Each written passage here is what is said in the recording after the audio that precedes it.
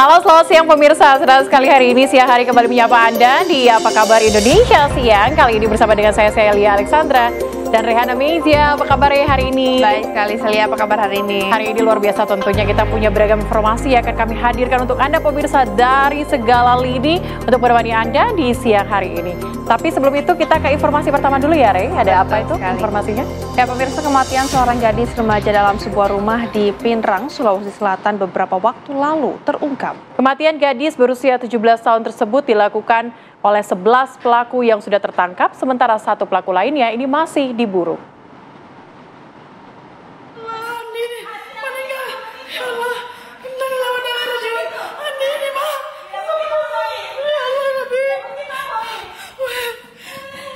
Siapa tanggung jawab ini? Kasih begitu ada ke siapa?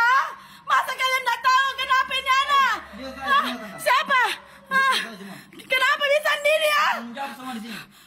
Andini, seorang gadis usia 17 tahun ditemukan tak bernyawa oleh keluarganya dengan kondisi tertutup selimut dan handuk dalam rumahnya di BTN Griata Sokoe, Kelurahan Salu, Watang Sawito, Pinrang 3 April lalu. Nampak sejumlah pemuda berada di luar rumah korban namun tak ada yang mengakui melihat atau jadi pelaku pembunuhan Andini. Jenazah Andini kemudian diautopsi di Makassar dan didapatkan tanda kekerasan di kepala. Polisi terus menyelidiki kasus ini sampai mereka mendapatkan 11 tersangka. Setelah penangkapan itu, polisi mendapati bahwa pembunuhan terhadap Andini dipicu upaya pemerkosaan oleh para tersangka. Korban mulanya diajak pesta miras dan narkoba bersama 2 temannya. Saat korban dibawa ke sebuah rumah dan hendak diperkosa, korban melawan. Kepala Andini dibenturkan para pelaku karena melawan. Penangkapan para tersangka ini masih menyisakan 1 tersangka lain yang kini buron. Tersangka yang kabur tersebut juga merupakan tersangka kasus penyalahgunaan narkoba. Melihat minuman keras di tingkat pertama, dia ajak 3 perempuan. Jadi setelah dari situ, setelah di TKP pertama dia pindah ke TKP kedua.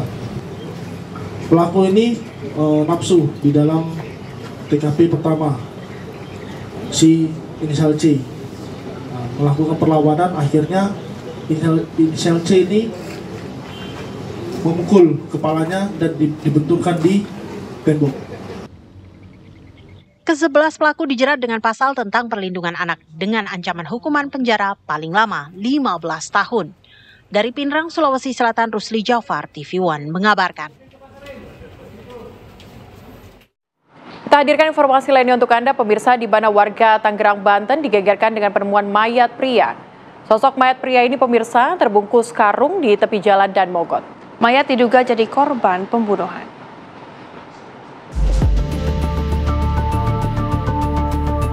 Warga yang melintas di Jalan Daan Mogot kilometer 21 Batu Ceper, Tangerang, Banten digegerkan dengan penemuan mayat pria terbungkus karung. Setelah karung dibuka, kondisi mayat mengenaskan karena terdapat luka pada bagian kepala dan tangan. Polisi pun langsung mengumpulkan sejumlah bukti dan menggelar olah tempat kejadian perkara. Warga sekitar menduga mayat sudah beberapa hari tergeletak di lokasi karena muncul aroma menyengat. Tadi masuk ke dalam karung, tapi udah busuk, udah bau. Kepalanya pecah. Sementara itu, kesimpulan sementara penyelidikan polisi ada dugaan tindak pidana pada korban. Dari hasil pemeriksaan keluar tadi bahwa ada kekerasan ya pada kepala termasuk bagian tangan. Tentunya ini saat ini ada dugaan adanya peristiwa pidana terhadap orang tersebut. Identitas mayat pun akhirnya diketahui setelah kerabat korban yang merasa kehilangan mendatangi rumah sakit. Mayat teridentifikasi bernama Albasar, berusia 33 tahun, asal dusun Sugiwaras, Desa Sukabanjar, Kecamatan Sidumulyo, Kabupaten Lampung Selatan. Kita dapat info dari Polres Batu Ceper. Polres Batu Ceper menelpon ke Kapolsek Sidumulyo, tempat kami di sana. Terus Kapolsek Sidumulyo menelpon kadus kita orang, kadus RT RW-nya dusun Sugiwaras. Nah, kadusnya itu nelpon ke kita orang suruh menyelidiki di rumah sakit, memastikan korban ini bahwa ini si Al-Basar bukan. Barang dari pihak kami ke sini benar ini Al-Basar. Oke. Ini kan pihak keluarga sama Akang nih udah kesini nih. Nah, itu ketahuan ciri-ciri si Al-Basar ini dari apanya sih? Ya, pihak keluarganya, emaknya sama adiknya juga kan kesini. Terus dari bajunya itu dapat ngasih adiknya. Terus emaknya juga dari ciri-ciri bentuk rahang, gigi itu emang benar. Itu dari korban itu si Al-Basar.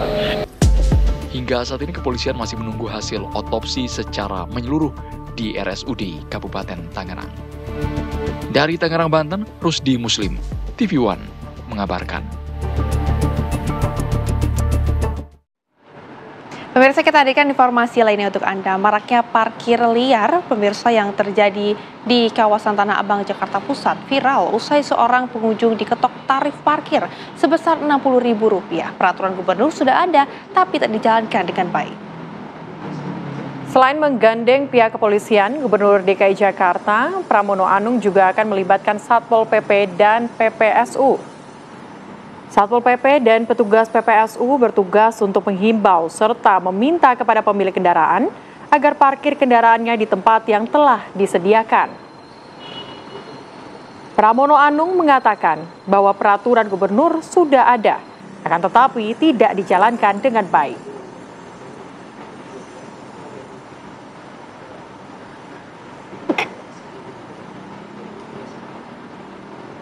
Kami akan menertibkan parkir-parkir liar, termasuk apa yang terjadi di Tanah Abang. Maka sebenarnya pergubnya sudah ada, tapi tidak dijalankan secara baik.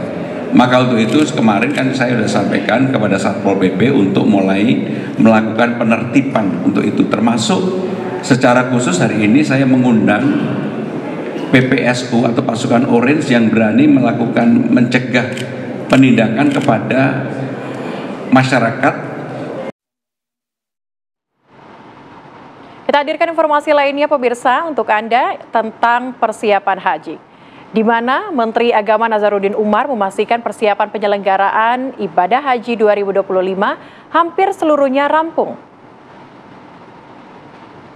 Hadir dalam Rapat Kerja Nasional Penyelenggaraan Ibadah Haji tahun 2025 di Asrama Haji Embarkasi Bekasi pada Rabu malam, Menteri Agama Nazaruddin Umar menjelaskan sejumlah persiapan yang telah dilakukan oleh pemerintah dalam menghadapi musim haji tahun 1446 Hijriah nanti. Meski belum 100%, namun Menteri Agama menyampaikan beberapa hal yang bersifat prinsip sudah selesai, seperti kuota tambahan untuk pendamping, tempat penginapan, serta angkutan jemaah haji.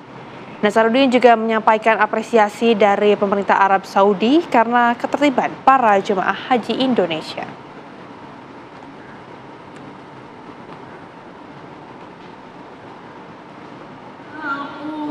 Jadi saya tidak ingin mengatakan 100% karena masih ada aksesoris yang tertentu perlu diteruskan. Tapi in prinsip semua yang prinsip-prinsip itu sudah selesai. Hotel di Mekah, hotel di Madinah, kemudian juga termasuk catering, termasuk kendaraan bus-bus, dan termasuk juga pesawat itu semuanya sudah selesai. Bahkan juga sekarang ini sedang proses pemvisaan, dan itu juga masih ada waktu, dan ini betul-betul sangat kencang ini kita lakukan proses pemvisaan di Saudi Arabia kerjasama dengan kita tentu. Dan juga kami baru dapat tamu juga dari Dirjen Migrasi Saudi Arabia ya. Mereka sangat memuji langkah-langkah yang kita lakukan di Indonesia, sehingga kata beliau inilah jemaah haji yang paling tertib di setiap tahun di Saudi Arabia. Pemirsa, sebuah mobil menghantam sejumlah sepeda motor, bahkan ini hingga rumah warga. Hal ini, pemirsa, terjadi di Kalimantan Timur. Si pengemudi mobil bersama dengan penumpangnya hingga kini tak diketahui rimbannya setelah dikejar-kejar oleh warga.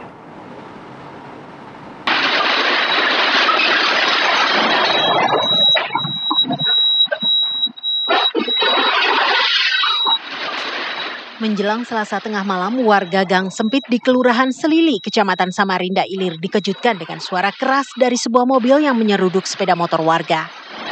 Laju kencang mobil dalam gang sekecil itu jelas merusak sepeda motor yang terparkir di pinggir jalan gang. Namun ternyata tak cuma sepeda motor yang ditabrak mobil misterius tersebut. Sebuah rumah warga rusak di bagian depannya gara-gara ditabrak mobil itu. Bahkan seorang warga terluka gara-gara mencoba menghalau mobil. Ini dilindas ini. Warga dan polisi lalu mengejar mobil tersebut dan menemukan mobil terperosok di parit. Namun di dalam mobil kosong, pengemudi dan penumpangnya entah kabur kemana.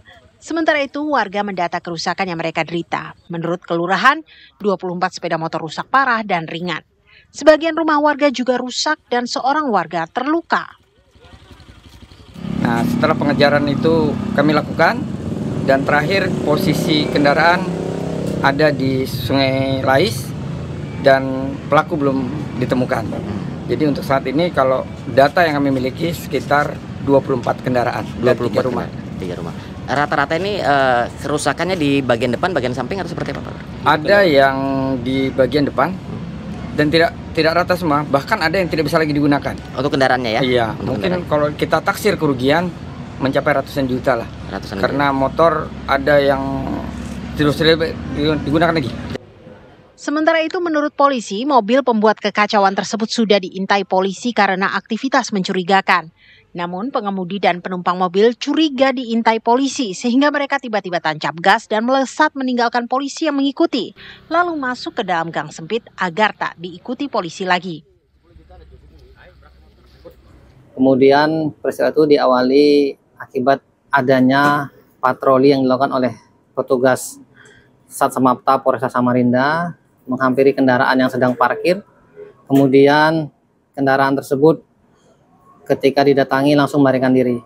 Berdasarkan hal-hal yang mencurigakan tersebut, makanya dilakukan pengejaran sampai akhirnya kendaraan tersebut masuk ke dalam kawasan perumahan tersebut. Dan sampai saat ini untuk terduga pelaku masih kami lakukan penyelidikan untuk mengungkap. Untuk sampai saat ini sudah kita identifikasi terkait dengan yang terduga pelaku dan doakan saja semoga segera bisa kita tangkap pelakunya. Saat polisi dan warga menemukan mobil teronggok di parit, mereka juga menemukan ponsel serta alat isap sabu-sabu. Diduga mobil tersebut berisi 4 orang termasuk sang sopir. Saat diselidiki nomor polisi kendaraan, diketahui mobil tersebut terdaftar sebagai milik sebuah perusahaan. Dari Samarinda, Kalimantan Timur, Aso Andi Marmin, TV One mengabarkan. Dari Kalimantan Timur, pemirsa, kita menuju ke Pemalang, Jawa Tengah. Di mana pengendara motor pasangan suami istri warga Purbalingga tewas tertabrak bus pariwisata di Jalan Raya Pemalang Purbalingga, Karangmoncol, Pemalang, Jawa Tengah. Kecelakaan ini, pemirsa, bermula ketika bus hendak menyalip kendaraan lain, namun dari arah berlawanan melaju kendaraan yang ditumpangi korban hingga tertabrak tak terhindarkan. Korban sempat terseret dan masuk kolong truk. Bus baru bisa berhenti setelah menabrak sebuah toko milik warga. Kedua jenazah pun, pemirsa, langsung dievakuasi ke Rumah Sakit Mardatilah Pemalang. Sementara kasus kecelakaan dalam penyelidikan unit Gakum Satlantas Polres Pemalang.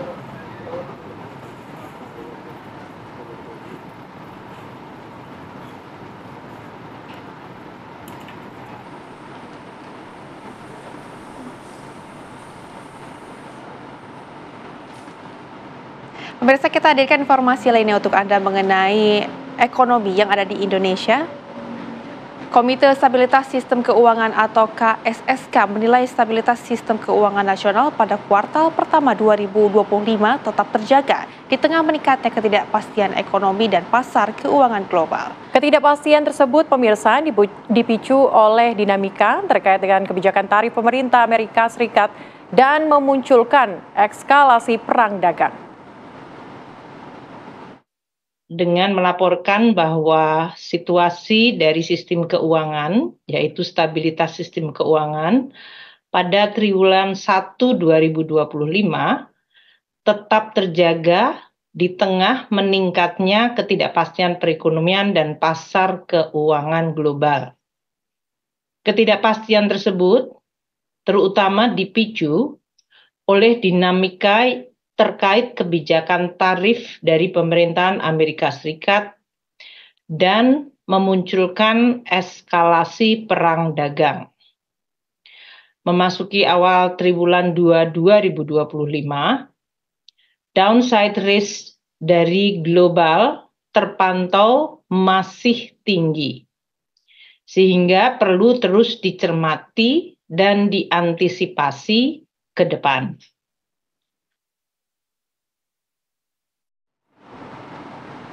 Pemirsa, pemerintah Indonesia akan kirimkan delegasi ke Vatikan untuk berkabung atas wafatnya Paus Fransiskus. Kita hadirkan informasinya sesaat lagi.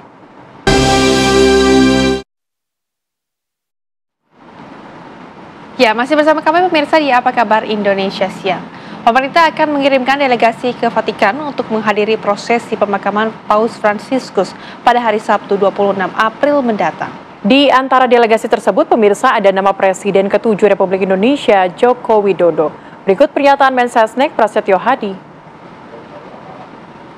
Pemerintah Indonesia, Bapak Presiden Prabowo Subianto, memutuskan untuk mengutus beberapa tokoh untuk ikut menghadiri acara pemakaman di Vatikan. Di antara tokoh-tokoh yang diutus oleh Bapak Presiden Prabowo mewakili bangsa dan negara Indonesia adalah yang pertama Presiden ke-7 Bapak Joko Widodo, kemudian yang kedua Wakil Menteri Keuangan Bapak Tommy Jiwandono, kemudian yang ketiga Bapak Jonan, dan yang keempat Bapak Natalius Pigai. Nah, kami berharap putusan ini dapat mewakili bangsa dan negara kita di dalam ikut menyampaikan simpati dan bela sungkawa. Pemirsa, kerumunan umat Katolik terus terjadi di depan Basilika Santo Petrus Vatikan. Mereka mengantri untuk melayat atau melihat jasad dari Paus Fransiskus untuk terakhir kalinya. Di dalam Basilika ditempatkan peti mati Paus Fransiskus dalam keadaan terbuka. Secara bergantian, pelayat bisa melihat jasad ataupun mendoakan Paus Fransiskus sebelum pemakamannya pada hari Sabtu nanti. Kesempatan melayat Paus bagi masyarakat umum berlangsung mulai Rabu hingga Jumat mendatang. Pada hari Rabu dan Kamis, Basilika dibuka hingga pukul 00 waktu Roma. Di hari terakhir, ini adalah pada hari Jumat, kesempatan melayat ditutup pada pukul 7 malam. Namun karena banyaknya umat yang mengantri, kesempatan di hari Rabu dan Kamis dibuka hingga lewat pukul 00.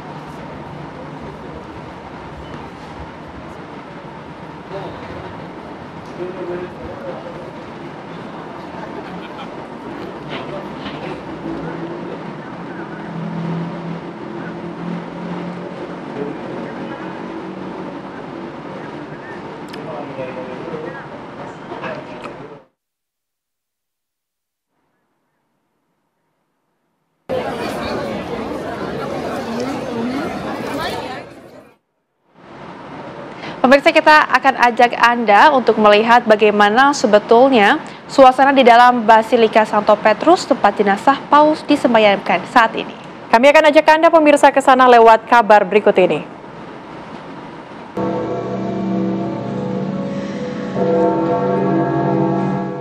Setelah sebelumnya disemayamkan di Santa Marta Domus dan tertutup untuk umum, Rabu pagi waktu Vatikan, jenazah Paus Fransiskus dipindahkan ke Basilika Santo Petrus.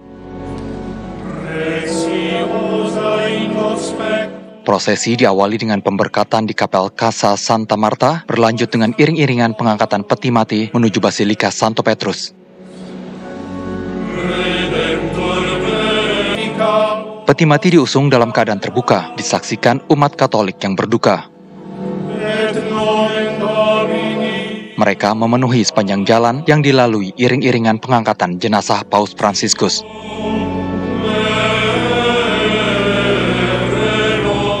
Sesampai di Basilika Santo Petrus, peti Paus ditempatkan di altar untuk bisa dilihat publik yang mau melayat.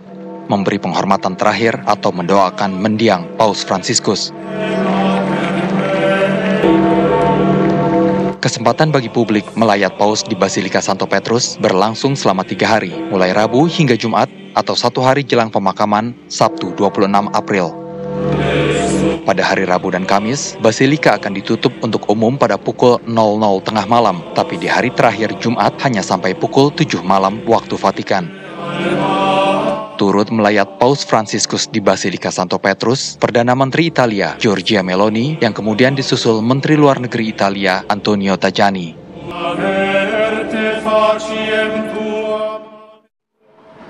Pemirsa, para kardinal dari seluruh negara ini terus berdatangan ke Vatikan hingga saat ini. Ya, selain untuk menghadiri pemakaman dari Paus Fransiskus, pemirsa, pada hari Sabtu mendatang, sebagian juga akan mengikuti prosesi konklav atau pemilihan Paus yang baru.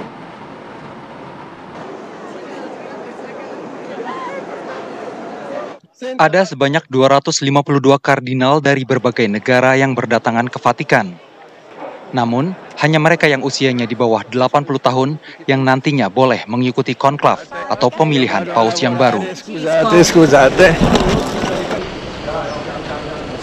Terdata, hanya 135 kardinal yang memenuhi syarat batasan umur ini. Sesuai aturan, konklav baru akan berlangsung 15 hari setelah wafatnya Paus.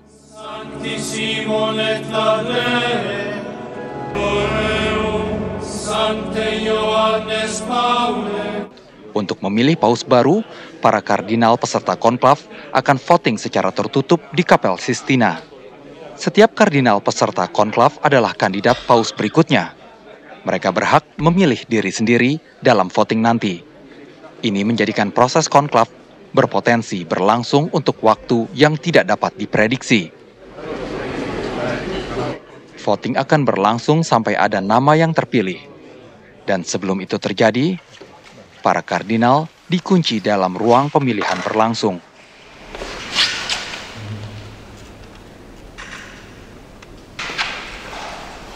Setiap kali voting berakhir, panitia akan mengirim pesan melalui cerobong asap.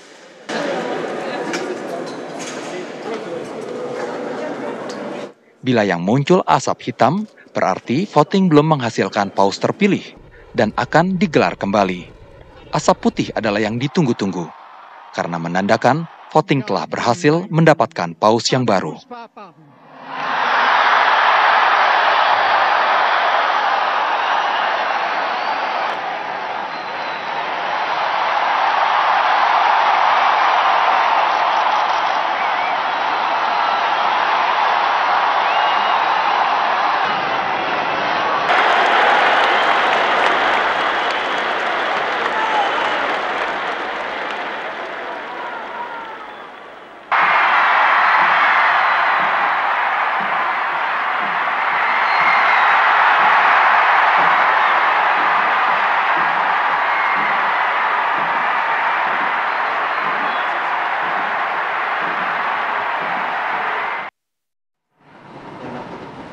Pemirsa, juru bicara Komisi Pemberantasan Korupsi Teksa Mahardika menyebut mantan Gubernur Jawa Barat Ridwan Kamil akan diperiksa dalam waktu dekat. Informasi akan kami hadirkan usai jeda, tetap bersama kami di Apa Kabar Indonesia Siang.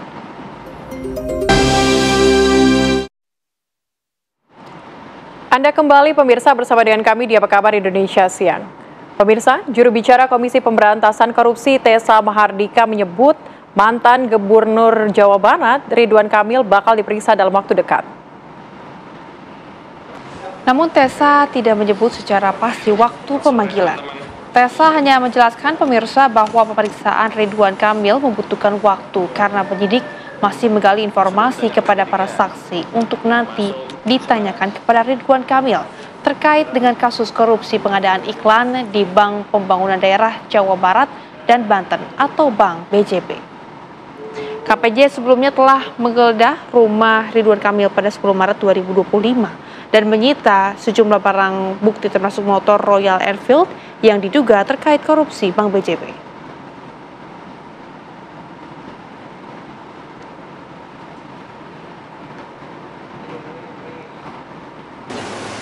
Ya, saya tidak bisa memastikan apakah dalam minggu ini ya, tetapi kita menunggu penyidik memasukkan jadwal pemanggilan saudara RK di dalam rencana penyidikannya, tentunya setelah ada hal-hal yang perlu untuk dikonfirmasi kepada yang bersangkutan, terutama dari keterangan-keterangan saksi yang lain maupun alat bukti yang sudah dilakukan penyitaannya oleh penyidik. Jadi kita tunggu saja. Kalau kaitannya teknisnya bagaimana, saya tidak bisa menyampaikan karena itu masuk materi, tetapi semua penyitaan tentu penyidik memiliki kepentingan, baik itu digunakan dalam rangka perbuatan tindak pidana tersebut atau merupakan hasil dari tindak pidana korupsi yang sedang ditangani, dugaan ya. Jadi statusnya itu masuk di kategori mana, tentunya penyidik yang lebih memahami itu nanti. Kita berikan informasi lainnya untuk Anda pemirsa. Kejaksaan Agung hingga saat ini masih terus melakukan penyelidikan kasus dugaan suap minyak goreng atau yang melibatkan 3 hakim di Pengadilan Tipikor. Selain menyita uang tunai miliaran rupiah, pemirsa, penyidik Japidum juga mengamankan kapal pesiar dari salah satu tersangka. Inilah 2 buah kapal mewah milik salah satu tersangka berinisial AR yang disita penyidik Japidum Kejaksaan Agung di Jalan Derbaga Marine, Pademangan, Jakarta Utara. Selain kapal, Kejaksaan juga menyita 130 helm bermerek di kawasan Menteng, Jakarta Pusat, serta 12 sepeda mewah dan 1 unit motor Harley Davidson. Sementara itu, dalam penggeledahan yang dilakukan di kediaman salah satu tersangka, Hakim Ali Muhtarom, di Jepara, Jawa Tengah, penyidik Kejaksaan Agung mengamankan koper berisi uang sebesar 5,5 miliar yang diletakkan di bawah kasur. Barang-barang mewah dan uang tunai tersebut disita atas dugaan suap dan gratifikasi kasus vonis lepas 3 perusahaan minyak goreng di Pengadilan Tindak Pidana Korupsi. Sebelumnya pemirsa, penyidik Japidum juga telah melakukan penyitaan mobil-mobil mewah dan menetapkan 8 tersangka dalam kasus vonis lepas minyak goreng.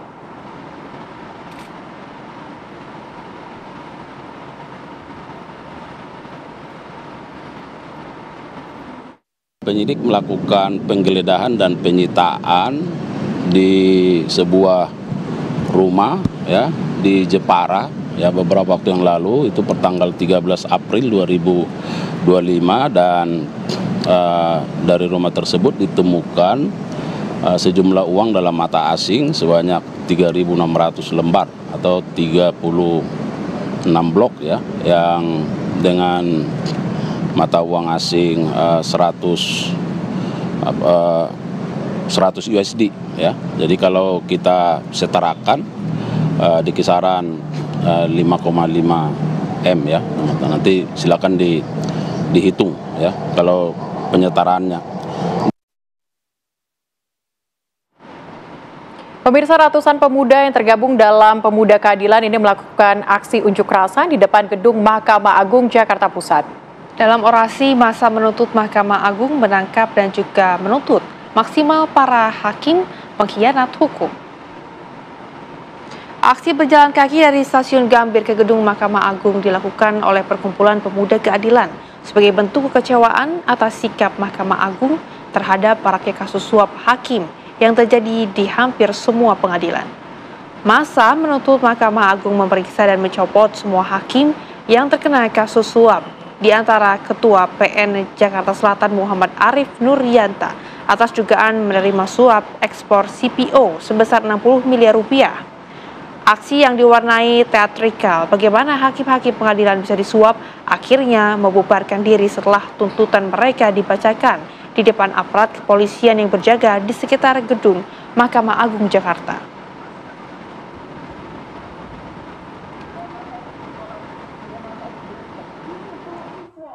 Hari ini kami kelompok Angkatan Muda mahasiswa gabungan dari berbagai elemen pemuda mendatangi gedung Mahkamah Agung, jantungnya yudikatif dan puncak piramida tertinggi dunia kehakiman di Indonesia, di Republik ini. Kita ingin menuntut dan menggugat khususnya kepada Mahkamah Agung, Ketua Mahkamah Agung Bapak Sunarto, bahwa 4 orang hakim yang disuap oleh pengacara atas nama PT Wilmar Group, PT Permata Hijau dan Musimas adalah bentuk pengkhianatan terhadap hukum itu sendiri.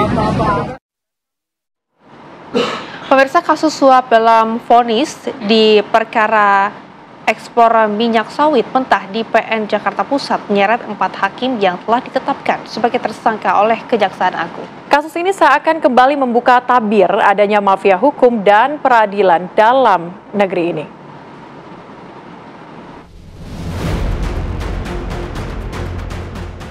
Penanganan kasus suap dan gratifikasi Hakim Pengadilan Negeri Jakarta Pusat terus bergulir. Kejaksaan Agung telah menetapkan 8 orang tersangka dalam kasus suap Hakim Pengadilan Negeri Jakarta Pusat. 4 diantaranya merupakan hakim para wakil Tuhan yang memutus perkara di pengadilan. Ketiga hakim adalah yang menangani kasus perkara ekspor minyak sawit mentah atau CPO di PN Jakarta Pusat. 4 gulipat kasus suap dalam vonis lepas korupsi crude palm oil atau CPO ini membuka kembali tabir mafia peradilan di Indonesia. Kejaksaan Agung menyebut para mafia ini memiliki sistem yang terorganisir. Ada yang berperan dalam tim yuridis, tim social engineering, dan tim non-yuridis. Kemarin saya sudah sampaikan bahwa ada 3 peran yang dimainkan oleh para pelaku ini. Peran sebagai tim yuridis yang berhadapan langsung dengan aktivitas persidangan, proses peradilan. Tetapi ada peran social engineering. Coba rekan-rekan media bisa bayangkan apa yang tidak kami lakukan, tapi dinyatakan seolah-olah kami lakukan. Semua dalam rangka pelemahan terhadap institusi. Untuk apa? Untuk penanganan perkara supaya sesuai dengan kehendaknya. Ada peran tim non-yuridis, karena kita tahu pasal sangkanya ada 60 miliar. Dari proses hukum terkait dengan dugaan suap dan atau gratifikasi. Hakim terjerat suap bukan hal yang baru di tanah air. Keterlibatan lingkaran dalam di pengadilan gurita mafia hukum tak kunjung tuntas. Kesepakatan jahat 60 miliar rupiah dalam kasus suap vonis perkara ekspor minyak sawit mentah atau CPO di PN Jakarta Pusat menjadi bukti bahwa mafia peradilan masih juga merajalela.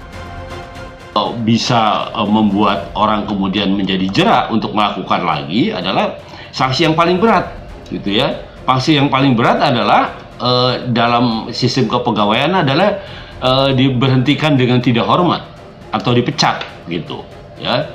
Bukan lagi umpamanya diberi peringatan, disekor, ya. Tapi kalau sudah seperti ini ya seharusnya sudah diberhentikan dengan tidak hormat atau dipecat, gitu ya. Nah itu yang bisa dilakukan terhadap hakim atau aparatur peradilan yang lain. Hukuman terberat untuk mereka yang terlibat dalam mafia hukum dan peradilan diyakini bisa membuat efek jera. Tak cuma untuk para hakim, tetapi juga mereka yang mencoba menyuap para pengadil dan aparat penegak hukum lainnya. Tim TV One mengabarkan.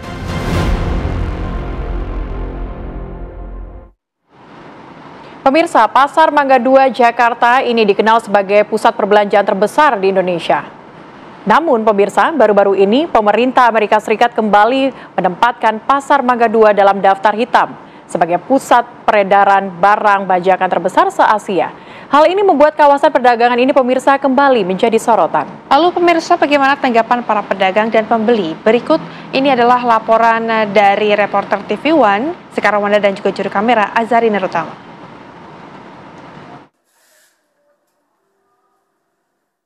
Saat tim kami menyambangi Pasar Mangga 2, aktivitas jual beli tetap berjalan normal.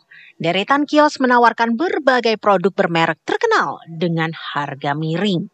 Menariknya, saat kami mewawancarai pedagang, sebagian besar tidak mempermasalahkan soal barang bajakan yang mereka jual. Yang tidak sanggup ya beli KW, tidak masalah. Ya kan? Kita kan tidak masalah. Kalau kita sanggup ya kita beli asli. Kalau kita nggak sanggup kita beli KW kan hanya pakai sebentar doang. Ya kan? KW dengan asli mirip-mirip kok. Ya kan? Tidak masalah aku. Berarti tidak masalah ya? Tidak masalah. Tapi kalau misalnya pembeli di Mangga 2 ini banyak yang beli KW gitu nggak sih, Bu? Sebenarnya tidak begitu ya, tidak begitu juga ya. Ya kalau mereka mau beli KW ya silakan. Ya mau beli asli ya silakan gitu ya, nggak ada masalah. Berarti kalau untuk barang KW itu nggak masalah menurut Ibu? Nggak masalah. Nggak masalah. Indonesia kan duitnya masih tidak semua masyarakat bisa beli yang asli. Ya kan? Gajinya kan bisa tahu. Tapi Amerika Serikat mempermasalahkan hal itu. Tanggapan Ibu gimana? Sebagai penjual. Iya, dia boleh mempermasalahkan. Tapi kita ukur kita punya kantong kan? Iya kan? Nggak masalah itu. Hal senada juga diungkapkan beberapa pembeli. Bagi mereka, harga yang terjangkau jauh lebih penting ketimbang keaslian produk.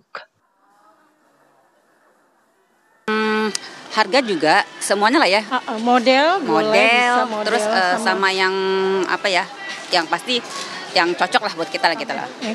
Menurut Ibu penting nggak sih belanja harus asli, harus original atau KW juga nggak apa-apa? Kalau saya sih enggak ya. Yang penting saya suka aja. Soalnya kalau asli kan harganya wow. Berarti kalau misalnya KW tapi nyaman, harganya murah, nggak apa-apa, tetap nggak masalah. Yang penting nyaman dipakai. Soalnya kan KW sama asli hampir sama ya. Nggak beda. Ya, cuma beda tipis beda tipis aja. Bahan juga hampir sama. Kalau yang kadang-kadang ada juga orang yang nggak memperhatikan apakah itu KW atau bukan, ya dipikir ini kok mirip banget nih gitu kan. Iya. Ternyata kalau yang udah paham sama brandnya aslinya ya pasti tahu lah ya gitu kan. Pemerintah sendiri terus berupaya menekan peredaran barang bajakan di Indonesia. Kementerian Perdagangan bersama aparat terkait akan melakukan razia dan sosialisasi soal pentingnya perlindungan hak kekayaan intelektual. Meski begitu, permintaan pasar yang tinggi terhadap barang murah menjadi tantangan tersendiri untuk menekan peredaran produk tiruan ini. Dari Jakarta, Sekarwanda Ashari, TV One mengabarkan. Pemirsa, setelah ditangkap kepolisian Satres Narkoba Polres Metro Jakarta Barat, aktor Fahri Albar kembali menjalani tes kesehatan di Bidokes Polres Metro Jakarta Barat. Informasinya akan kami hadirkan usai jeda, tetaplah bersama kami di Apa Kabar Indonesia Siang.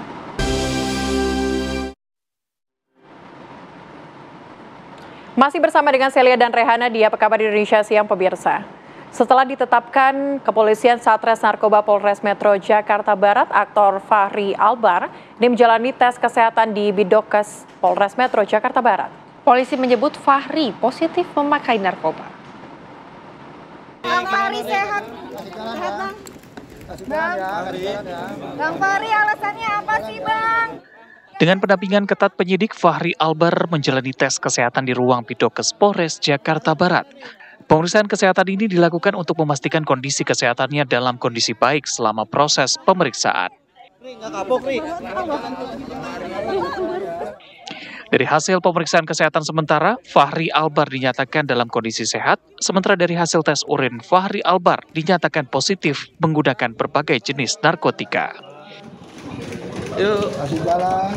Ya, ya, cukup. Untuk tes urin dinyatakan positif konsumsi beberapa jenis narkotika. Apa aja tuh? Nanti apa aja? Jenis narkotika pada saat ditemukan Pak? Jenis dan jumlah barang bukti akan kita sampaikan nanti lengkapnya besok pagi saat konferensi pers. Hingga kini polisi masih belum merinci terkait jenis narkotika apa yang dipakai Fahri, termasuk motif pemakaian dan barang bukti yang disita penyidik. Ada yang mau diungkapin nggak Bang? Nanti disampaikan Bang. Mau diomongin sesuatu nggak Bang Fahri? Abang sama istri katanya. Sebelumnya Fahri Albar ditangkap polisi di kediamannya. Lewat penangkapan ini Fahri telah 3 kali berhadapan dengan kasus hukum terkait narkoba pada 2007 dan 2018. Dari Jakarta, Arif Budiman Saputra, TV One mengabarkan.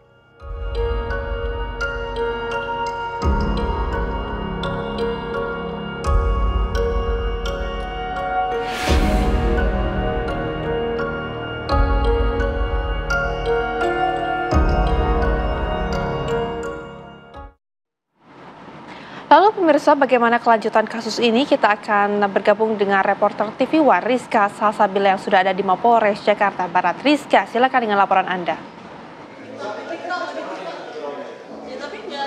Ya, selamat siang Celia, Rehana dan juga pemirsa. Sebentar lagi Polres Metro Jakarta Barat akan melakukan konferensi pers berkenaan dengan hasil tes urin dan juga barang bukti dari penangkapan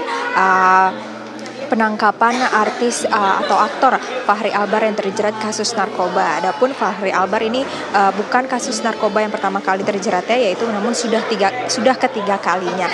Adapun pada hari ini dijadwalkan sekitar pukul 14 waktu Indonesia Barat, yang mana memang sekitar 10 menit lagi konferensi pers akan dimulai. Kalau misalkan saya melihat dari atribut yang ada di lokasi konferensi pers ini, seperti ada sarung tangan, kemudian juga beberapa nama yang akan hadir, yaitu seperti Kapolres Metro Jakarta Barat, kemudian juga Kasatres Narkoba Polres Metro Jakarta Barat. Tidak hanya hasil tes urin, namun juga ada beberapa barang bukti yang juga nantinya akan ditampilkan, yang mana barang bukti ini diambil pada saat proses penangkapan aktor Fachri Albar di kediamannya di Jakarta Selatan, yang mana Fachri ini ditangkap sekitar pada tanggal 20 April 2025 atau pada hari Minggu lalu.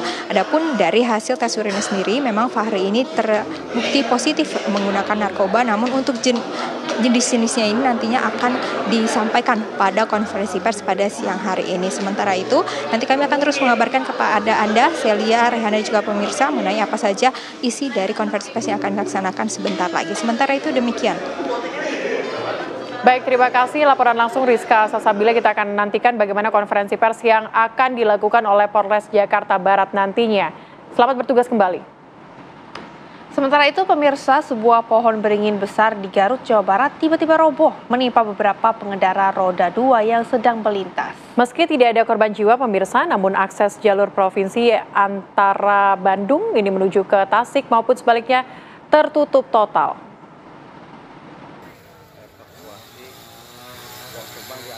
Video amatir warga memperlihatkan insiden pasca pohon beringin besar yang berada di Taman Alun-Alun Tarogong, Garut, Jawa Barat, ambruk ke tengah jalan provinsi.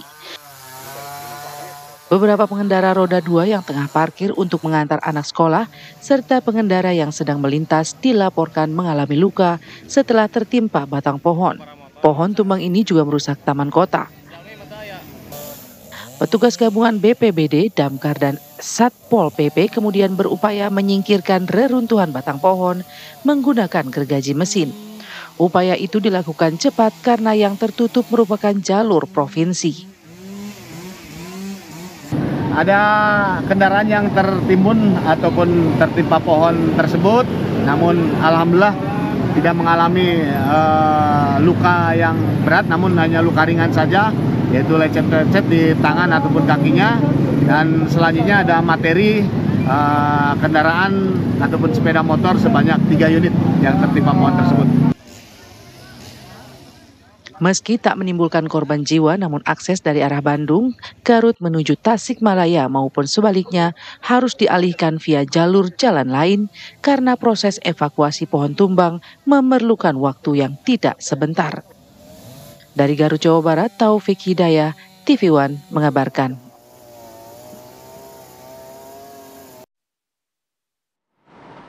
Pemirsa, kita hadirkan informasi lainnya untuk Anda, di mana 2 bocah di Purbalingga, Jawa Tengah menangis histeris. Mereka ini pemirsa menangis histeris usai motor yang mereka tumpangi dibawa kabur oleh begal. Kisah mereka pun viral dan banyak yang mengkritik orang tua yang membesarkan anak di bawah umur membawa kendaraan bermotor.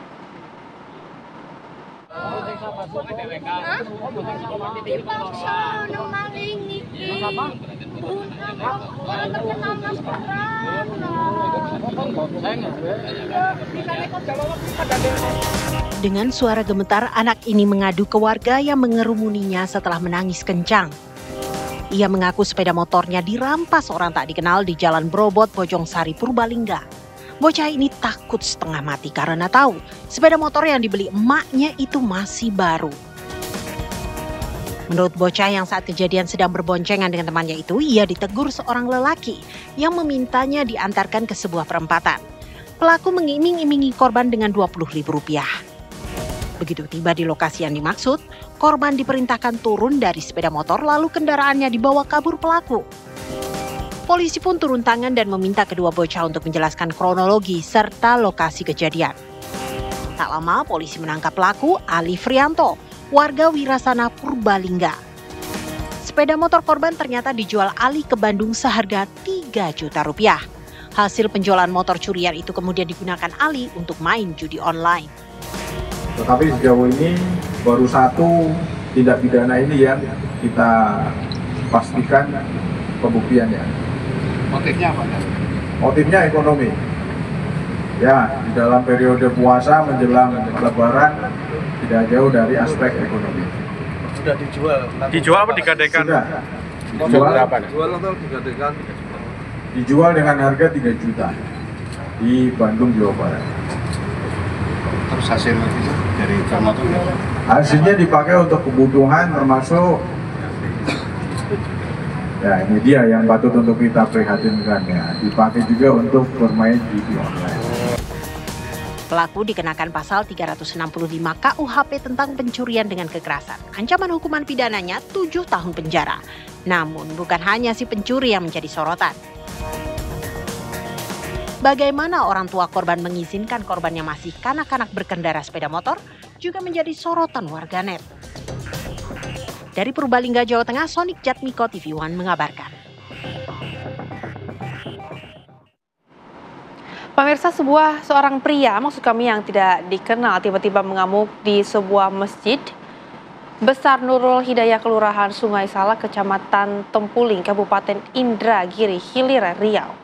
Pria tersebut, pemirsa, mengamuk lantaran terganggu mendengar suara dari pengeras suara masjid saat azan berkumandang.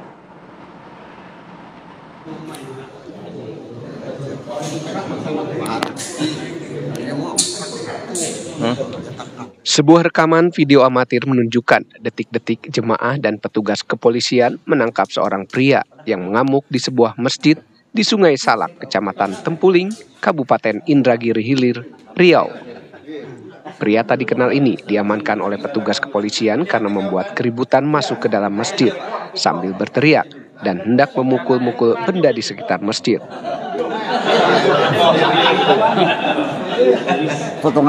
Awalnya ia sempat dibawa keluar masjid, namun pelaku sempat melakukan perlawanan dan akhirnya diamankan pihak kepolisian. Menurut keterangan pengurus masjid, pria tersebut marah karena terganggu mendengar suara dari pengeras suara masjid saat azan berkumandang, lalu masuk dan mengamuk ketika jemaah sedang wirid sholat subuh. Ini motornya nih, vario merah. Bukan besar ya? Bisa. Langsung dia katanya bising, katanya suara mic kuat betul, mengganggu katanya. Nah, jadi disuruh dia keluar, didorong dia keluar, 2 orang, sudah dia melawan, tak mau dia keluar, dia lewat ke pintu sebelah sini kan, pintu itu dia lewati dia sambil menunggu terus. Pria ini diketahui mengalami gangguan jiwa setelah pihak keluarga datang menjemput dan menjelaskan bahwa ia adalah orang yang dengan gangguan jiwa atau ODGJ. Pria yang mengamuk di masjid tersebut akhirnya dibawa pulang keluarga ke kampung halamannya di Indragiri Hulu. Dari Kabupaten Indragiri Hilir, Riau, Arif Budiman, Superto, TV One mengabarkan.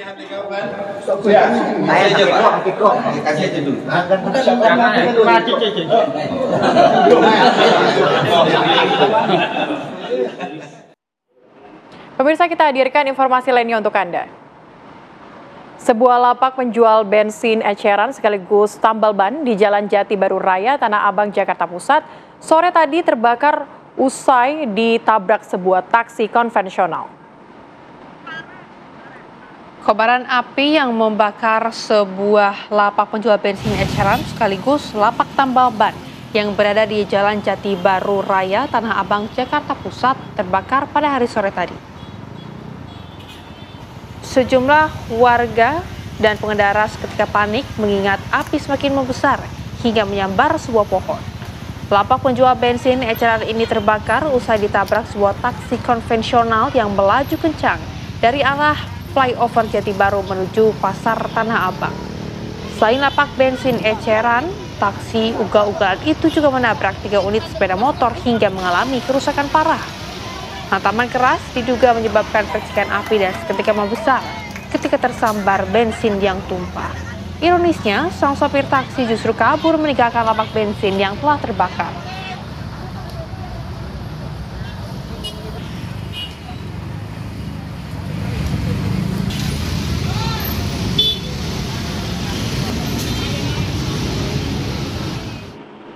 Dari Jakarta, pemirsa, kita beralih ke informasi lainnya di Jawa Tengah.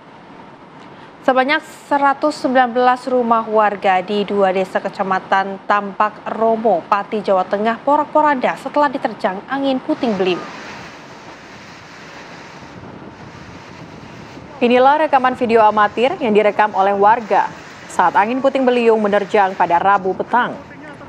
Warga yang panik karena rumahnya rusak diterjang angin langsung berlarian keluar rumah untuk menyelamatkan diri. Akibat terjangan angin puting beliung, sebanyak 90 rumah di Desa Tambah Agung dan 29 rumah di Desa Kedalingan, Kecamatan Tambak Romo mengalami kerusakan. Kerusakan terparah terjadi pada rumah warga di Desa Tambah Agung. Kerusakan meliputi genteng runtuh hingga seluruh atap rumah berterbangan.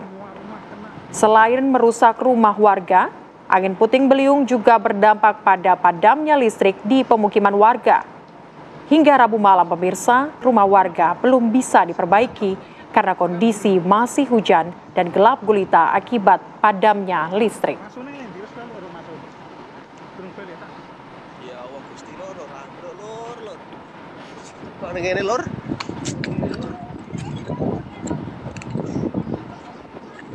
Bulan Bolo RT 1. Pemirsa, Sekjen PDI Perjuangan Hasto Kristianto kembali hadir dalam sidang lanjutan kasus dugaan suap pengurusan pergantian antar waktu atau PAW anggota DPR untuk Harun Masiku. Kami akan hadirkan informasi selengkapnya usai jeda.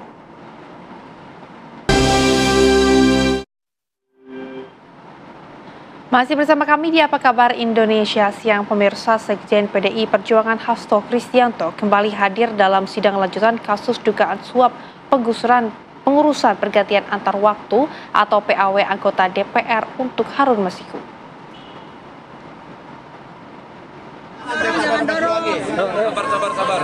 Hasto datang dengan pengawalan ketat dari anggota kepolisian. Puluhan simpatisan Hasto terlihat hadir untuk menyaksikan sidang Hasto secara langsung. Mereka berebut untuk mendekat dan memberikan dukungan untuk Hasto. Hari ini, pemirsa, salah satu saksi yang dijadwalkan memberi keterangan adalah mantan anggota Bawaslu sekaligus mantan narapidana suap pengurusan PAW Harun Masiku, Agustiani Tio Fridelina. Jaksa Komisi Pemberantasan Korupsi akan menghadirkan mantan kader PDI Perjuangan Saiful Bahri dan pengacara PDI Perjuangan Doni Tri Istiqomah.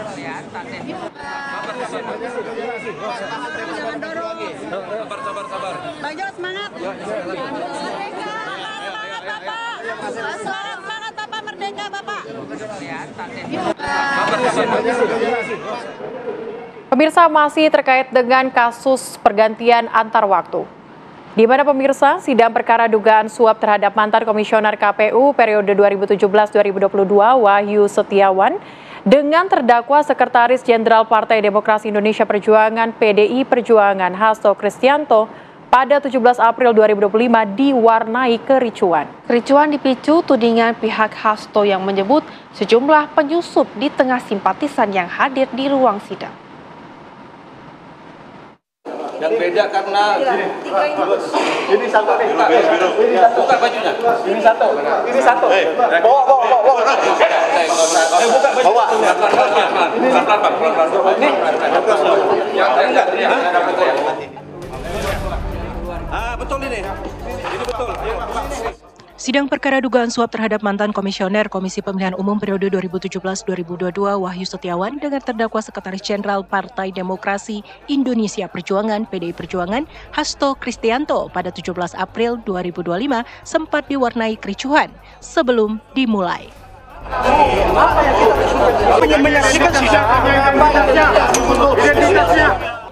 Kericuhan dipicu tudingan dari pihak Hasto yang menyebut ada sejumlah penyusup di tengah simpatisan yang hadir di ruang sidang.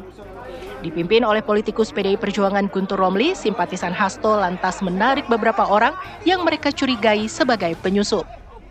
Situasi sempat memanas saat sebagian dari yang dituding menolak hingga terjadi adu mulut.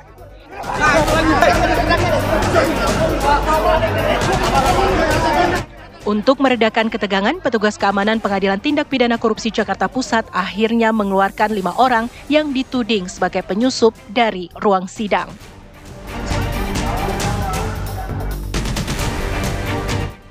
Mantan Komisioner Komisi Pemilihan Umum KPU Wahyu Setiawan dihadirkan sebagai saksi dalam sidang kasus dugaan suap pergantian antar waktu anggota DPR dengan terdakwa Hasto Kristianto. Dalam kesaksiannya, mantan Komisioner KPU Wahyu Setiawan mengaku menerima uang sebesar 150 juta rupiah dari mantan Komisioner Bawaslu Agustiani Tio Fridelina. Uang itu disebut untuk memuluskan langkah Harun Masiku dalam proses pergantian antar waktu anggota DPR RI fraksi PDI Perjuangan. Saudara pernah ditanya oleh itu penyampaian uang itu Tio menawarkan ataukah saudara yang meminta pada Tio? Pak Penuntut Umum, sebenarnya semua pihak yang paham pemilu itu tahu bahwa permohonan PDI Perjuangan itu tidak mungkin dilaksanakan. Sebentar, saya nggak nanya di situ, kan saya nanya terkait dengan uang dulu ini ya. Uang yang ada, tadi katanya ada uang yang akan dijanjikan untuk memuluskan pengurusan itu. Nah, terkait uang itu tadi sudah sampaikan bahwa itu yang menyampaikan adalah Tio. Nah, apakah Tio menawarkan ataukah saudara yang meminta kepada Tio? Kalau seingat saya tidak pernah meminta, Pak. Menandatangani apa? Memberikan paraf setiap hari. Usai persidangan, terdakwa Hasto Kristianto pun menyanggah sejumlah keterangan dari saksi dalam persidangan. Semua bersumber dari Wahyu Setiawan. Dan mengapa ini bisa terjadi?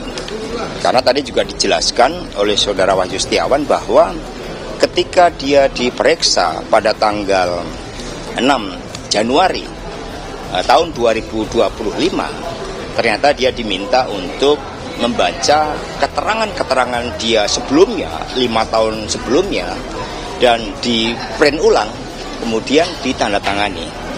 Sehingga disitulah mengabaikan dari fakta-fakta hukum yang ada di persidangan. Wahyu Setiawan merupakan terpidana kasus suap pergantian antar waktu anggota DPR RI periode 2019-2024. Wahyu telah divonis 7 tahun penjara dan denda 200 juta rupiah subsidiar 6 bulan kurungan di tingkat kasasi. Ia mendapat pembebasan bersyarat sejak 6 Oktober 2023. Dari Jakarta, tim TV One mengabarkan.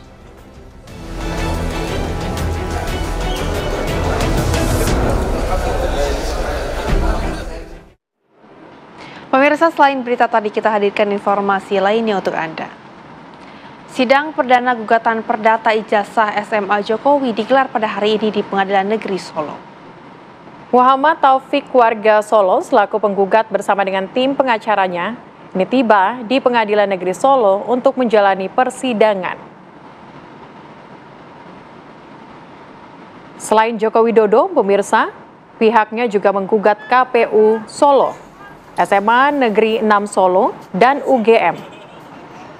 Semuanya dinilai ada keterikatan hingga dalam sidang perdana ini, Taufik berharap semua tergugat hadir lengkap.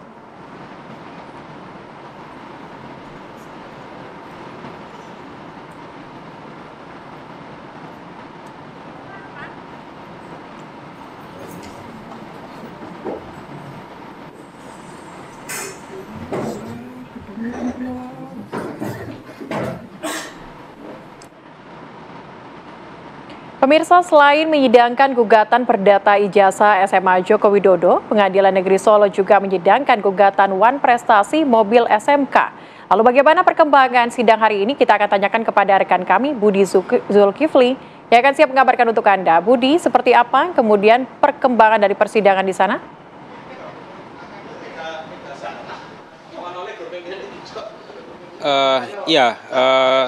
Seperti yang kita ketahui, hari ini Pengadilan Negeri Surakarta, Jawa Tengah menggelar sidang perdana dari 2 kasus, di mana kedua kasus ini sama-sama yang menjadi tergugat adalah mantan Presiden Republik Indonesia Joko Widodo. Kasus pertama adalah kasus kepemilikan ijazah Jokowi saat masih bersekolah di SMA Negeri 6 Surakarta, Jawa Tengah, di mana penggugat adalah Muhammad Taufik. Dan kemudian yang menjadi tergugat adalah mantan Presiden Jokowi, lalu kemudian SMA 6 Surakarta dan juga pihak KPU Kota Surakarta serta kampus Universitas Gadjah Mada Yogyakarta. Sidang terkait dengan kasus kepemilikan ijazah SMA ini sempat diskorsing tadi sekitar pukul 11 karena ada administrasi yang belum lengkap, lalu kemudian setelah diskorsing dilanjutkan kembali dan saat ini sidang perdana ini sudah selesai dengan kesepakatan sementara akan dilakukan mediasi begitu antara pihak penggugat dengan pihak tergugat, di mana sudah disepakati tadi bahwa mediasi ini akan difasilitasi oleh Profesor Adi Sulistiono yang merupakan non-hakim dan merupakan akademisi dari Universitas 11 Maret Surakarta, di mana mediasi ini nanti akan dilakukan pada tanggal 30 April nanti.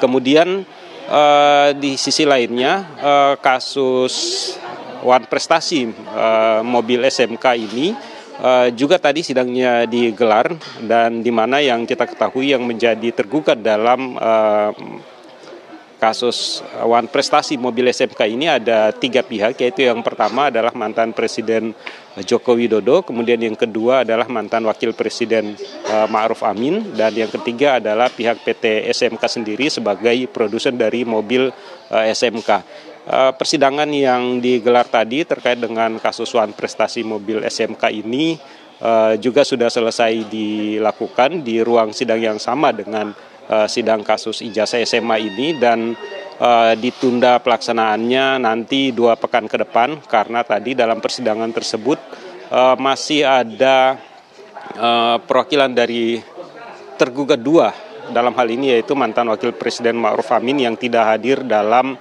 sidang perdana yang digelar tadi, sehingga nantinya akan dilanjutkan kembali pada 2 pekan mendatang. Saat ini semua proses persidangan dari 2 kasus di Pengadilan Negeri Surakarta tersebut yang sama-sama tergugatnya adalah merupakan mantan Presiden Joko Widodo sudah selesai dilakukan, dan kita juga masih menantikan perkembangan terbaru selanjutnya dari hasil mediasi yang saat ini sudah disepakati oleh kedua belah pihak, baik itu dari tergugat maupun pihak penggugatnya. Begitu untuk sementara laporan yang bisa kami bagi siang ini dari Pengadilan Negeri Surakarta. Kembali ke Jakarta.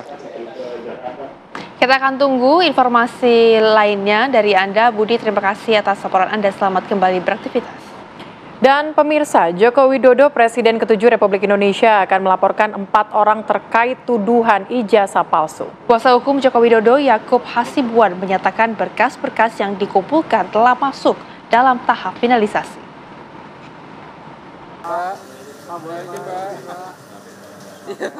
Presiden ke-7 RI Joko Widodo bertemu kuasa hukumnya di kawasan Menteng Selasa sore.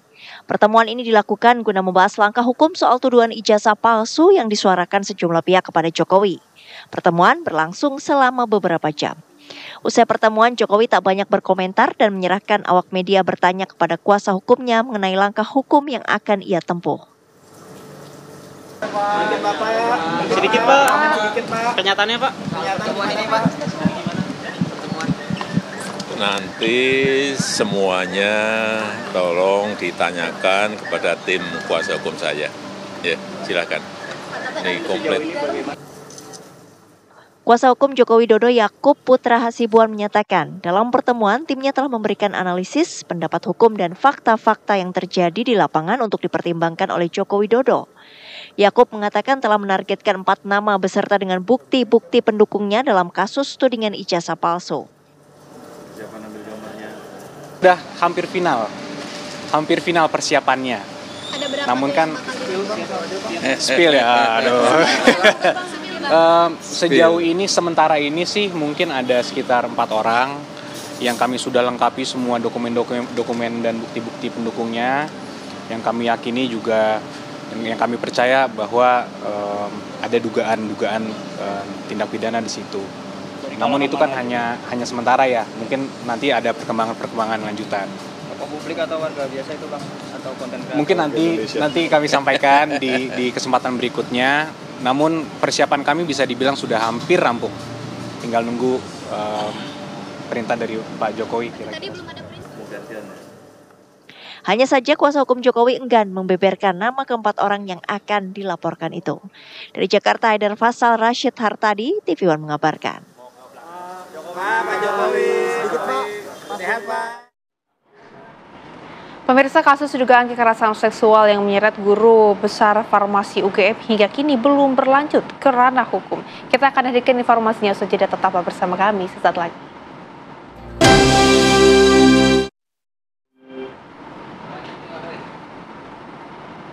Masih bersama kami pemirsa di Apa Kabar Indonesia Siang.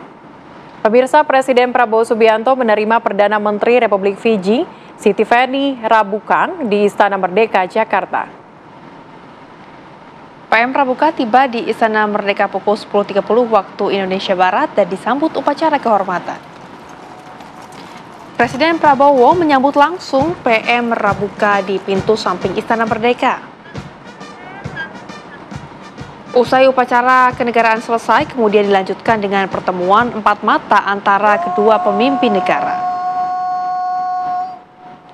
Setelahnya digelar pertemuan bilateral untuk membahas penguatan kerjasama di berbagai bidang strategis, sekaligus untuk memperkuat peran kedua negara dalam menghadapi tantangan global bersama.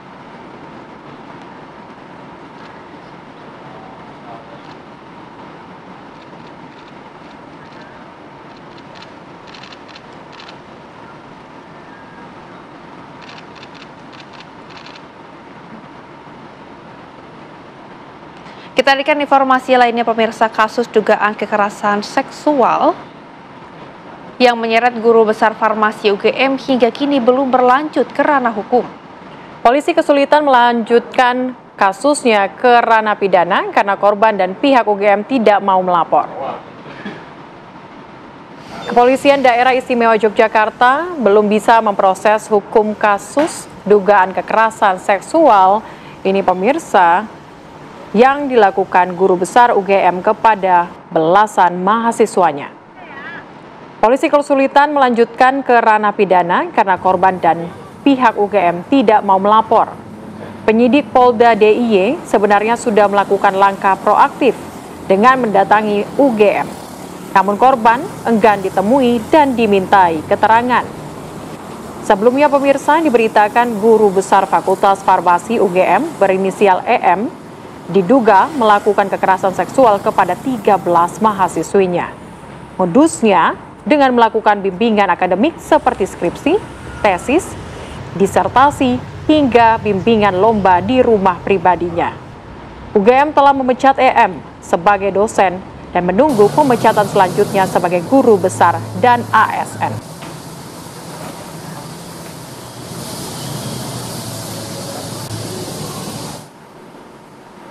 Penyidik belum menerima laporan baik dari korban maupun pihak UGM, dan sebagai langkah proaktif kita sudah berkoordinasi juga dengan pihak UGM bahwa minggu kemarin kita sudah ke sana dan memang sampai yang saat ini belum ada laporan lagi yang masuk. Termasuk dari korban secara pribadi? Termasuk dari korban. Padahal korban juga tidak ada laporan sampai ini. Pemirsa, dinilai tidak tegas ratusan warga dari berbagai elemen di Batam ini melakukan unjuk rasa di kantor imigrasi Batam.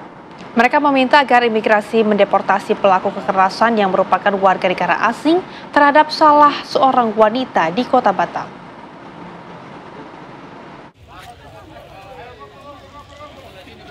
Aksi unjuk rasa menuntut agar seorang warga negara asing bernama Chen Sen segera dideportasi dan dicekal masuk kembali ke Indonesia.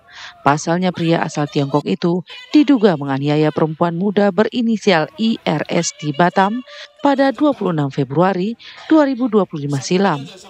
Bahkan dari hasil visum menunjukkan ada luka pada tubuh korban akibat tindak kekerasan. Ironisnya, setelah dikabarkan telah dideportasi, Chen Sen diketahui kembali masuk ke Indonesia dan bekerja secara legal menggunakan kitas. Hal inilah yang memicu kemarahan publik. Keluarga korban menilai penegakan hukum berjalan tidak adil. Ini kan kekerasan, Pak. Nah, ada hasil visum, baru kita laporkan ke Polsek Batam Kota. Setelah Polsek Batam Kota mengarahkan ke imigrasi, baru kita tuntut di imigrasi biar dideportasi. Nah, tapi ada syarat dari imigrasi bahwasanya harus di RJ kan di Polsek. Setelah kita RJ kan, kita ke imigrasi lagi, tidak ada tanggapan, menghilang seperti itu aja.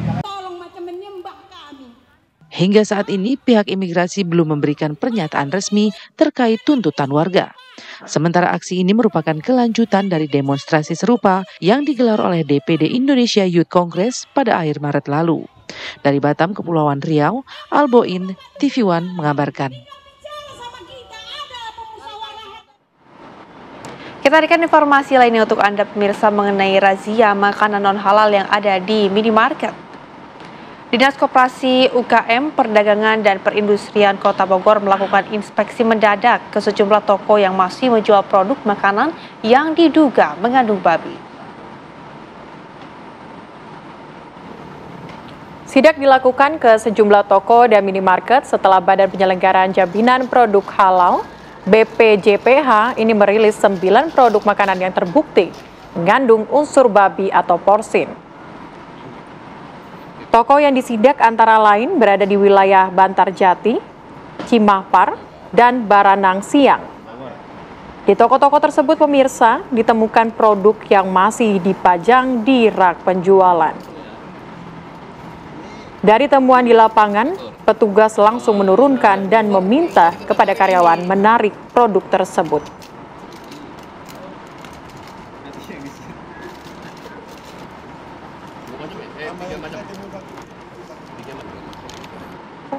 Kita sudah sidak dalam arti pembinaan ke minimarket, ke Indomart, Alfamart, Alfamidi. Itu ditemukan produk 4 yang marshmallow itu. 1 com-com Carmelo bentuk mobil itu sebanyak 8, com-com mini marshmallow bentuk tabung itu 11, flower mellow 5, trust mellow 3. Itu semuanya sudah kita tolongkan ditarik kembali. Pemirsa, kesal karena lahan perkebunan teh ini pemirsa dialihfungsikan menjadi lahan pertanian oleh petani setempat. Di ratusan masa pemirsa ini dari Serikat Pekerja Perkebunan Teh di Perusahaan Terbatas Perkebunan Nusantara 1 Regional 2 Selasa pagi ini merusak tanaman oknum petani dan membongkar bangunan liar yang berdiri di lahan tersebut. Dalam video yang diunggah oleh akun @hoirul_art terlihat puluhan hektar areal perkebunan milik PTPN 1 Regional 2 di Blok Pahlawan Desa Kertamanah, Kecamatan Pangalengan, Kabupaten Bandung yang dialihfungsikan menjadi areal pertanian oleh sejumlah oknum petani. Alih fungsi lahan tersebut sebenarnya 2 tahun silam sempat ditegur dan dilarang, namun ternyata kembali dialihfungsikan. Untuk mengembalikan fungsi lahan, PTPN mengerahkan ratusan pekerja perkebunan teh se-Bandung Raya. Namun karena mereka emosi, tanaman hasil tani seperti kentang dan wortel yang siap dipanen dirusak dan merobohkan serta membakar gubuk-gubuk ilegal yang ada di atas lahan. Rencananya kegiatan reboisasi akan dilakukan di blok-blok perkebunan teh yang sudah dialihfungsikan menjadi lahan pertanian ilegal.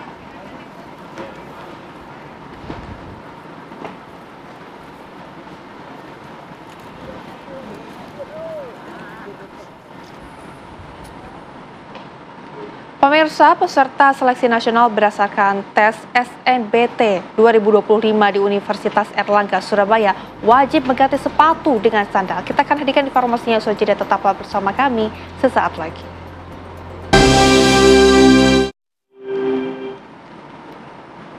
Masih bersama Celia dan Rehana di Apa Kabar Indonesia Siang pemirsa. Pemirsa, untuk mencegah kecurangan dalam ujian tulis berbasis komputer, seleksi nasional berdasarkan dengan tes SNBT 2025 di Universitas Airlangga Surabaya, ini peserta wajib mengganti sepatu dengan sendal dan harus melewati metal detektor untuk memasuki ruangan ujian. Langkah ini pemirsa dilakukan karena peralatan perjokian kini semakin canggih seperti kamera tersembunyi dalam bentuk kancing, baju, dan lainnya. Panitia mengecek masing-masing peserta dengan menggunakan metal detektor. Tujuannya untuk mengantisipasi tindak kecurangan saat UTBK berlangsung. Rektor Universitas Airlangga Profesor Muhammad Nasi menilai bahwa langkah ini merupakan antisipasi tindak kecurangan atau bahkan perjokian yang menggunakan peralatan yang canggih dan modern. Pengetatan pemeriksaan ini dilakukan dari pengalaman kasus-kasus sebelumnya yang pernah terjadi.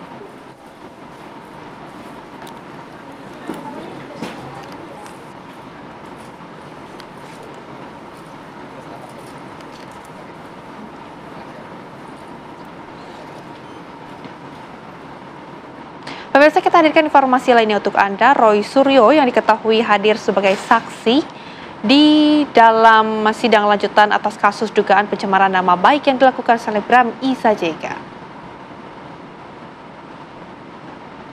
Roy Suryo, pemirsa, hadir atas permintaan dari terdakwa Isa Jega. Dalam persidangan, Roy Suryo mengatakan bahwa alat bukti baik gambar ataupun video harus lengkap dan jelas linknya. Tidak boleh berupa capture. Barang bukti postingan yang diajukan oleh jaksa penuntut umum, baik berupa gambaran atau video juga harus melalui uji forensik. Meski jaksa penuntut umum sudah menunjukkan uji forensik dari semua barang bukti yang ada, namun Roy Suryo tetap mengingatkan JPU agar berhati-hati dalam menjadikan alat bukti. Karena JPU tidak menghadirkan pihak yang melakukan uji forensik dan hanya menunjukkan bukti forensik secara tertulis.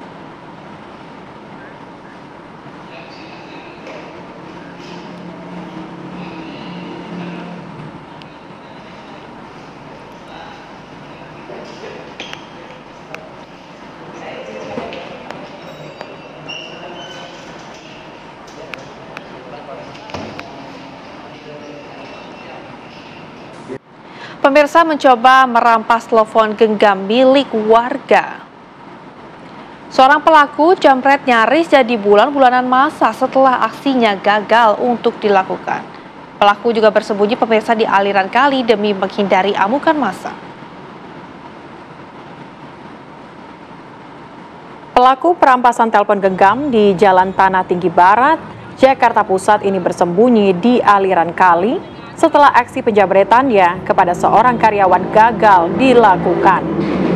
Peristiwa ini pemirsa terjadi pada Rabu pagi sekitar pukul 8 saat seorang pria tengah menunggu jemputan ojek online di pinggir jalan. Melihat korban sibuk memegang handphone, pelaku yang sempat mengawasi korban pun beraksi. Seorang warga yang curiga dengan gerak-gerik pelaku berteriak hingga pelaku panik dan terjatuh dari sepeda motornya. Warga dan pengguna kendaraan langsung mengejar pelaku. Pelaku berupaya menceburkan diri ke kali dan bersembunyi di antara dinding aliran kali, namun berhasil diamankan oleh pihak kepolisian Resort Jakarta Pusat. Pelaku diduga kerap melakukan aksinya di kawasan Jakarta Pusat.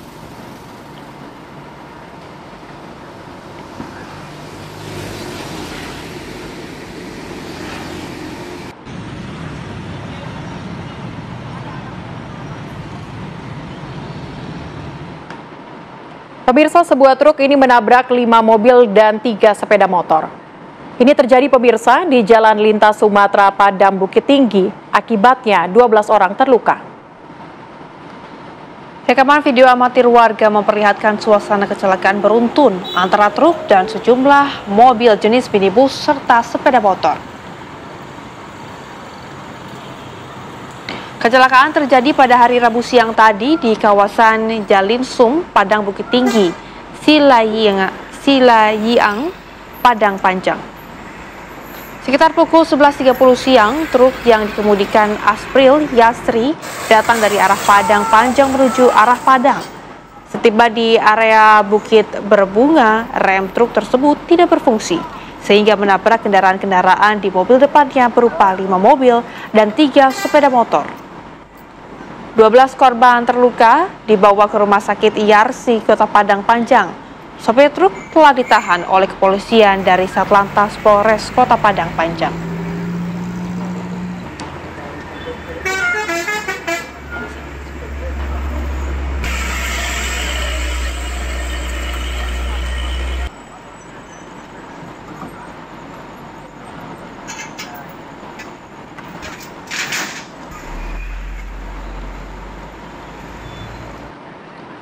Pemirsa, 8 kendaraan terlibat kecelakaan beruntun di kilometer 47 Pondok Kelapa Kranji di Tol Jor Bekasi, Jawa Barat. Kami akan hadirkan informasi selengkapnya usai jeda.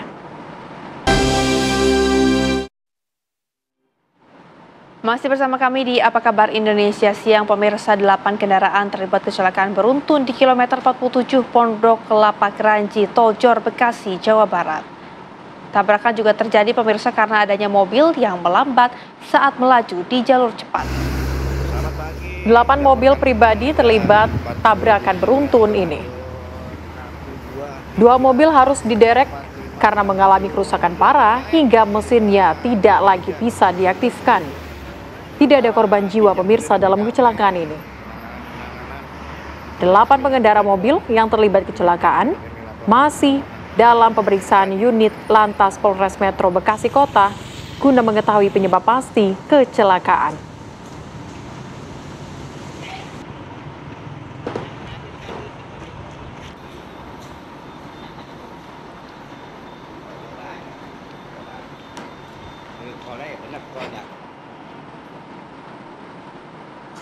Pemirsa, oknum polisi lalu lintas ini diduga menerima pungli. Pungli ini, pemirsa, diduga diterima dari seorang pengendara motor di kawasan jalur Cadas, Panggeran, Kabupaten Sumedang, Jawa Barat. Aksi pungli tersebut viral di media sosial. Polres Sumedang membenarkan bahwa oknum yang terekam video tersebut adalah anggota Satlantas Polres Sumedang. Oknum tersebut atas nama Aibda MD dan telah diperiksa Propam Polres Sumedang beserta telah diberikan sanksi. Polres Sumedang memastikan bahwa kegiatan razia kendaraan yang digelar Satlantas Polres Sumedang di Cadas Pangeran adalah kegiatan resmi.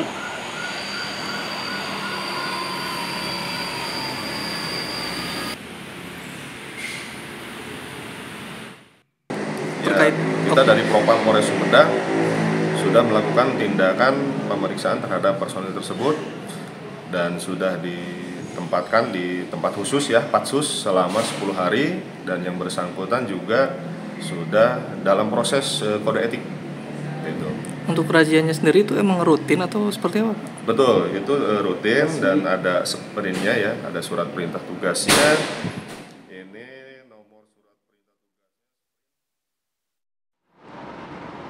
Pemirsa, nekat membobol ruko seorang tetangga di mana pria, pemirsa, yang terjadi di Banyuasin, Sumatera Selatan ditangkap. Tanpa diketahui Arya Wijaya, ulahnya terekam kamera pengawas ruko yang dibobolnya. Warga desa Teluk Betung, Kecamatan Pulau Rimau, Banyuasin, Sumatera Selatan terus asyik mengambil ratusan bungkus rokok dan sejumlah benda lainnya. Meskipun menutupi mukanya dengan kaos, namun korban yang mengenali pelaku langsung melaporkan ulah Arya ke polisi dengan membawa bukti rekaman kamera pengawasan. Tidak butuh waktu lama, pelaku berhasil ditangkap di rumah temannya. Akibatnya, pemirsa, pelaku yang sering mencuri di ruko-ruko yang berada di desanya dijerat dengan pasal 363 KUHP dan terancam hukuman 7 tahun penjara.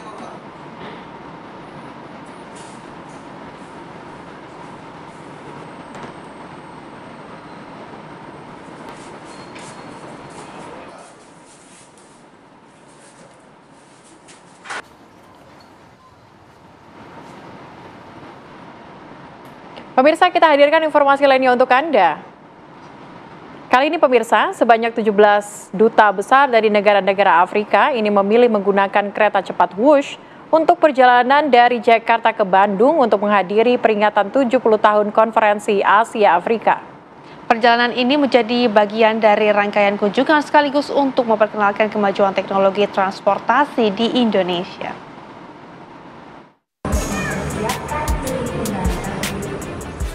Kehadiran kereta cepat Wush tidak hanya menjadi moda transportasi baru di Indonesia, tetapi juga telah menjadi daya tarik dan lambang kemajuan Indonesia di mata dunia internasional.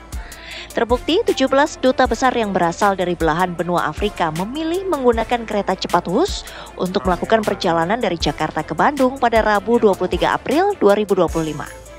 Para duta besar tersebut diantaranya berasal dari Maroko, Kenya, Mesir, Tunisia, Afrika Selatan, Somalia, dan Nigeria yang memanfaatkan moda transportasi modern Indonesia ini dalam rangka menghadiri peringatan 70 tahun Konferensi Asia Afrika di Bandung, Jawa Barat. Manajer Corporate Communication KCIC, Emir Monti mengatakan, kunjungan para duta besar ini sekaligus menjadi momentum untuk memperkenalkan teknologi transportasi termodern di Indonesia dan Asia Tenggara kepada dunia internasional. Para duta besar tersebut juga menyampaikan apresiasi atas kenyamanan dan efisiensi perjalanan Wush.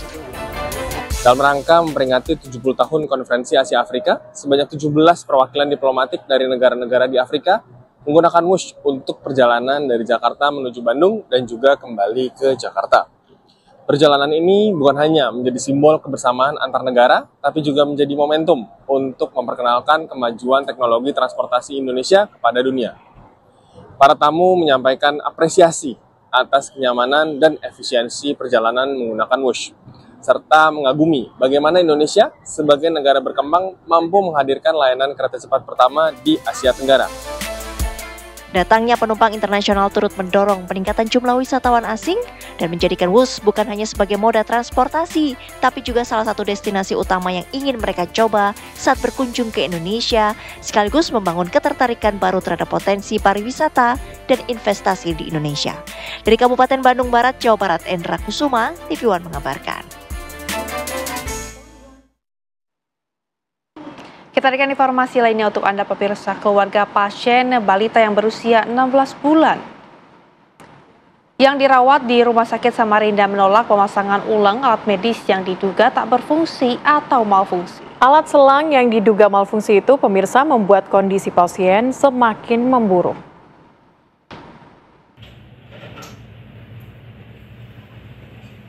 Beginilah kondisi balita berusia 16 bulan yang terbaring lemah di ruang rawat inap Melati Rumah Sakit Umum Daerah Abdul Wahab Syahrani, Samarinda sejak bulan Februari lalu.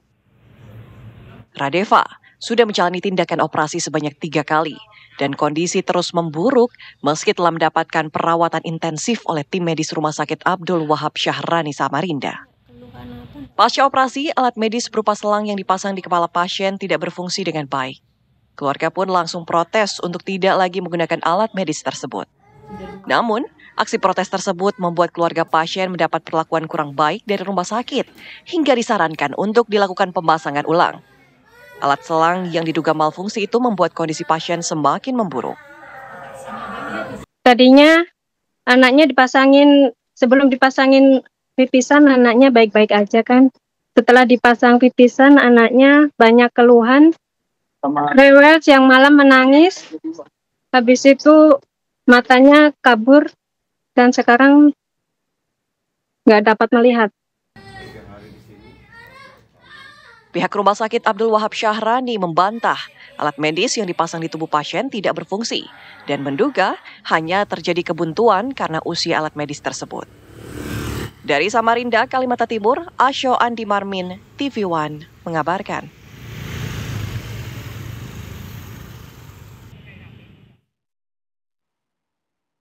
Ya pemirsa, sejumlah pria lari kocar-kacir saat ada razia obat keras di Tanah Abang, Jakarta Pusat.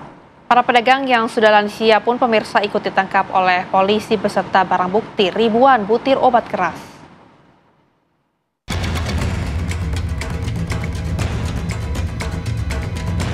Dua pemuda yang diduga akan membeli obat secara ilegal seketika kabur secepat kilat saat mengetahui kedatangan petugas Reskrim Polsek Metro Tanah Abang di jembatan Tanah Tinggi Tanah Abang, Jakarta Pusat malam tadi. 10 orang pedagang yang sebagian besar lansia pun diamankan dengan barang bukti 5.652 butir obat keras berbentuk pil dan kapsul dengan merek Tramadol, Heximer, dan Trihexypenidil, serta uang hasil penjualan sebesar 68 juta rupiah. Obat keras disembunyikan di dalam kantung kresek. Ada pula yang menyembunyikan obat keras di dalam panci penanak nasi atau rice cooker. Razia obat daftar G alias obat keras ini dilakukan pasca adanya laporan dari warga. Hasil pengungkapan, penyalahgunaan dan peredaran gelap obat terlarang. Dalam hal ini, kami dari Kepolisian Sektor Metropolitan Tanah Abang berhasil mengamankan 10 tersangka. Ke-10 tersangka ini kami amankan dalam satu kegiatan dan berhasil mengamankan barang bukti sebanyak 2.020 butir obat merek Tramadol, 1.695 butir obat merek Heximer, 1.937 butir obat merek Trihexypenidil. Total obat-obatan yang diamankan dari berbagai jenis dan merek tersebut yang kami sebutkan di awal tadi sebanyak 5.652 butir berbentuk pil, obat ataupun kapsul dan jenis-jenisnya. Para pelaku dijerat pasal 435 Undang-Undang RI nomor 16 tahun 2023 tentang kesehatan dengan ancaman hukuman di atas 5 tahun penjara. Polisi hingga kini masih melakukan pendalaman guna mengungkap pemasok obat-obatan yang masuk dalam daftar G tersebut. Dari Jakarta, Yoga Kuspratomo, TV One mengabarkan.